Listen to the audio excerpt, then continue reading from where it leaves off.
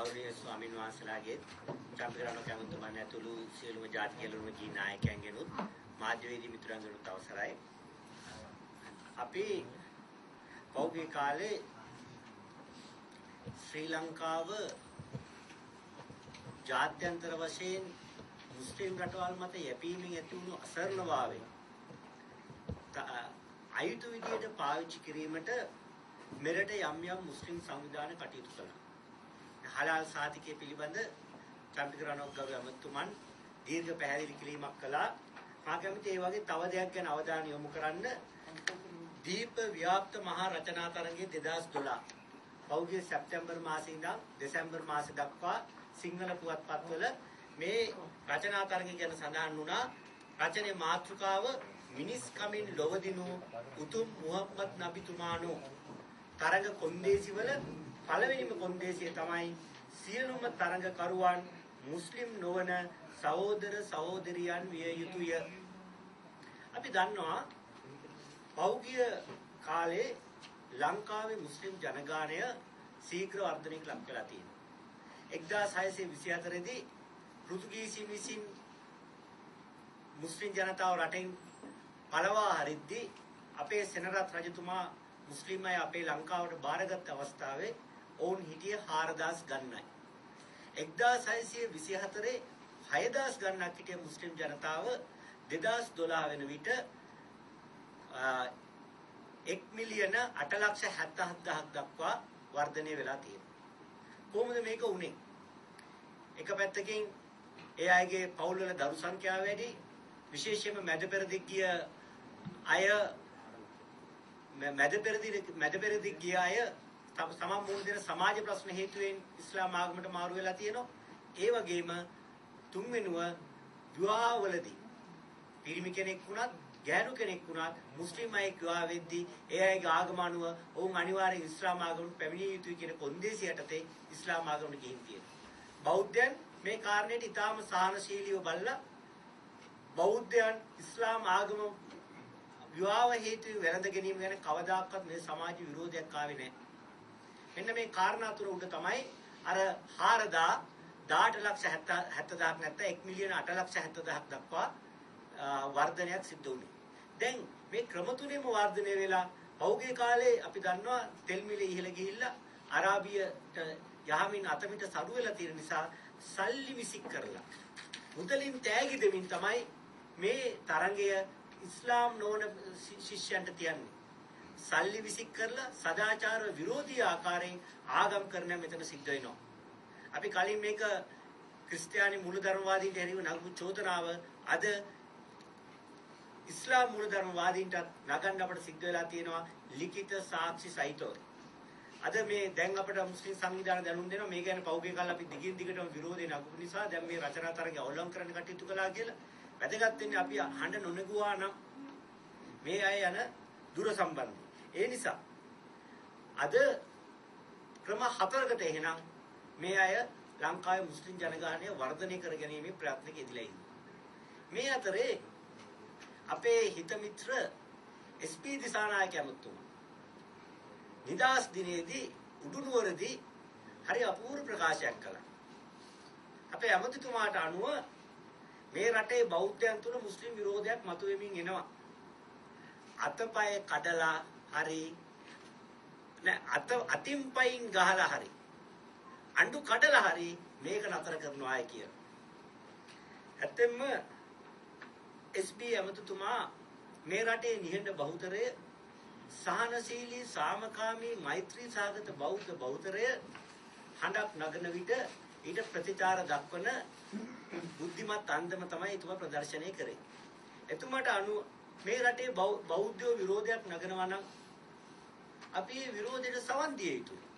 ආණ්ඩුවක් විදියට, ඇමතිවරුන් විදියට ඒ විරෝධයට සවන් දිය යුතුයි. ඒ විරෝධය කරන්නේ අනවබෝධිකින් නම් ඒ කාරණා පැහැදිලි කරලා දිය යුතුයි. ඒ නගන චෝදනා සාධාරණ ඒවා විසඳීමට නායකින් මැදිහත් විය යුතුයි. නමුත් ඒ වෙනුවට තෝරගන්නේ බෞද්ධයන්ගේ අත්පය කඩා දැමීම නම් එස්.බී. ඇමතිතුමා ඉතිහාසයේ ලොකුම වැරද්ද කරාය කියන එක එතුමාට සමස්ත ජීවිතේම පසුතැවිලි වෙන්න වෙන්නේ මේ කාර්යයෙන්ද. එස්.පී. දිසානායක ඇමතිතුමා කටවරද්ද ගන්න හරි ප්‍රසිද්ධයි. එකපාරක් කටවැරදිලා ඉරේ ලගින්නත් උනා. තව පාරක් කටවැරදිලා විශ්වවිද්‍යාල ශිෂ්‍යෝ පාරට බැස්සා. මේ ළඟදී එතුමා සොක්‍රටිස් කියන තමන්ගේ දැනුම පෙන්වන්න ගිහිල්ලා මේ වගේ මාධ්‍ය හමුවකේ තමන්ගේ නොදන්නකම ප්‍රදර්ශනය කළා. හැබැයි කටවරද්දා ගැනීමට ප්‍රසිද්ධ SB ගරු ඇමතිතුමාගේ ලොකුම කටවරද්දා ගැනීම තමයි බෞද්ධයන්ගේ අඬු කඩවීමට ඉදිරිපත් වීම. මේ අපේ SB දිසානායක ඇමතිතුමා 1990 දශකයේ එතුමා විශ්වාස කළේ කොටි ත්‍රස්තවාදයේ පරාජය කරන්න බෑ. ඒ නිසා කොටිත් එක්ක කතා කරලා කොටිය සතුටු වෙන දෙයක් දීලා මේ ප්‍රශ්නේ බේර ගන්න ඕනි කියලා. ඒ කාලේ එතුමන්ලා ෆෙඩරල් කේක් ගෙඩිය හදලා ඒක සුදු නෙළුමින් සරසලා තවලමේ පටවගෙන බෞද්ධ අපිට බැන උතුරට ගියා. අපි එදා මේ මතේ ඉදිද්දි අපිට ওই වගේම බැන්නා. දැන් එතුමා රණවිරෝ ගැන ආඩම්බරෙන් කතා කරන අපි දැකලා තියෙනවා. එදා අපිට බැන්නා. නමුත් ජාතිය වාසනාවට ජනතාව ඇහුවේ SB දිසානායක ඇමතුමා කියන දේ නෙවෙයි අපි කියන දේ. ඒ නිසා රට කොටි උගුලෙන් බේරගන්න අපිට පුළුවන් වුණා. ඒ වගේම SB දිසානායක ඇමතුමාට අපි මතක් කරන්න කැමති අපේ අඬු කඩන්න ආපු පළවෙනි SB දිසානායක ඇමතුමා නෙවෙයි. මුලින්ම ඔහුට ආවේ කොටි සංවිධානය. එදා 2003 බෞද්ධ උරුමය රැකගන්න අපි වලතා පිටිය යනකොට කොටි නායකයෝ කිව්වා ආවොත් අඬු කඩනවා කියලා. අපි වලතා පිටියට යනකොට විෂු කියන කොටි නායකයා එතනට ඇවිල්ලා හිටියා අපේ අඬු කඩන්න. නමුත් ජන බලයේ ඉදිරියේ පැනලා යන්න කොටින්ට සිද්ධ වුණා. ඒ වගේම 2003 සැප්තැම්බර් මාසේ සටන් විරාම නිරීක්ෂකයෝ තීන්දුව කළා මණිරාස කුලම් ඉදි කරපු කොටි කඳවුර රජයේ බිම්පෙදසක ඉදි කරේ මේක ආණ්ඩුවට ඉවත් කළ හැකියි කියලා. හැබැයි එදා තිබුණු SB දිසානායක ඇමතුමන්ලගේ ආණ්ඩුවට මේ බෞද්ධයන්ගේ අඬු කඩන්න එන ආණ්ඩු මැතිතුමන්ලට කොන්ද පණ තිබ්බේ නෑ කොටියගේ කඳවුර ඉවත් කරන්න. අපි નિરાයුධව අවි තොපේ බිම අපේ කියන සටන් පාටෙන් අපි එදා කොටි කඳවුර බලා පාගමනක් ගියා. එදා අපිව මරණවායි කියලා තර්ජනය කරපු කොටි නායකයෝ ඔක්කොම අද විනාශ වෙලා ඉවරයි. ධම්මං හවේ රක්කති ධම්මචාරයේ කියන බුදුබණ පදේ අනුව ඉඳිමින් ධර්මයේ හැසිරෙන්නා ධර්මයේ විසින් ආරක්ෂා කරන්නේ යන්න විශ්වාසය හිටපු අපි තාමත් පණ පිටින් මම මේ කියන්නේ SB දිසානායක ඇමතුමාගේ මතු ආරක්ෂාව තකා තමයි අපිව විනාශ කරන්න ආපු කට්ටියට වෙච්ච දේ පෙන්නලා දුන්නේ. ඒ වගේම SB දිසානායක ඇමතුමා එදා ඒ උඩුනුවර කරපු ඓතිහාසික කතාවේදී පට්ටපල් බොරු ටිකක් කියනවා. එතුමා කියනවා මේ සිංහල ජනතාව කොළඹ නගරේ බෞද්ධරයි නෙවෙයි කියලා. කට්ටිය බය වෙලා දඟලනවා. මේක අලුත් දෙයක් නෙවෙයි. 1956 සිංහලයෝ බෞද්ධරේ නෙවෙයි. 63ත් බෞද්ධරේ නෙවෙයි. 71ත් බෞද්ධරේ නෙවෙයි. 81ත් බෞද්ධරේ නෙවෙයි කියලා SB දිසානායක ගරු ඇමතිතුමා කියනවා. එතුමාට මුලින්ම කියන්න ඕනේ 56 බෞද්ධරේ කවුද කියලා බලාගන්න 56 සංගණනයක් තිබ්බේ නැහැ. ඒක තිබ්බේ 1953. එතුමාගේ දැන ගැනීම පිණිස අපි කියනවා 1953 නෙවෙයි මේ මෑතක 1981 කොළඹ නගරේ බෞද්ධරේ සිංහල 1981 සංගණනය අනුව කොළඹ නගරේ මුළු ජනගහනය 5,85,716යි. ඒකෙන් 2,93,600ක් නැත්තම් 56.2ක් 100ට සිංහලයක්. අපි නම් ප්‍රතිශතයේ ගණන් ඉගෙන ගත්තේ 4 පන්තියේ. අපේ SB දිසානායක ඇමතුමාට ප්‍රතිශත ගණන් බැරි 4 පන්තියවත් සමත් නැති නිසාද කියලා අපිට පුංචි සැකයක් ඇති වෙනවා. මම තාමත් හිතන් ඉන්නේ SB දිසානායක ඇමතුමා 4 පන්තිය සමත් කියලා. එතුමා සමත් කියන අදහස තාවුරුන විදිහට අනාගතයේදී කතා කරත්වා කියලා මම ප්‍රාර්ථනා කරනවා. ඒ වගේම අපේ SB දිසානායක ඇමතුමා තව බොරුවක් කියනවා. එතුමා කියනවා මේ රටේ මෙතුමා කියනවා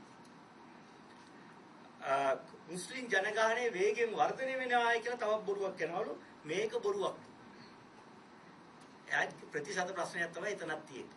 දැන් අපි ගත්තොත් 1981 1953 මුස්ලිම් ජනගහනය 5,11,500යි. ඒක 81 වෙනකොට 10,46,926ක් දක්වා වැඩි වෙනවා. වර්ධනයේ 100ට 105යි.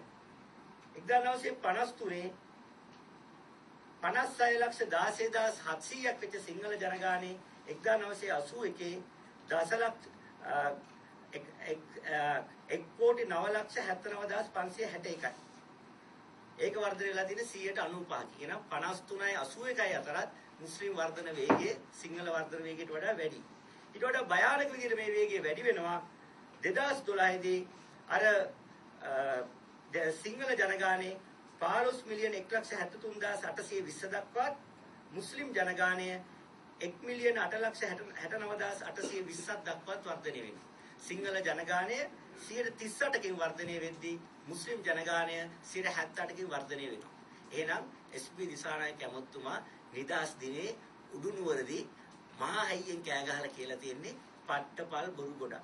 මම එස්.පී. දිසානායක ගෞරව ඇමතුමාට කියනවා උඩුනුවර මුස්ලිම් ඡන්ද තියෙන බව හැබැයි මුස්ලිම් ඡන්ද ඉලක්ක කරගෙන කතා කරන්න ගිහිල්ලා සිංහල ඡන්දේ මුස්ලිම් ඡන්දේ දෙකම නැති කරගෙන අමාරුවේ වැටෙන්න එපා කියලා මා හිත මිත්‍ර එස්.පී. ඇමතුමාට පුංචි පහේ අවවාදයක් උපදේශයක් දෙන්න කැමතියි.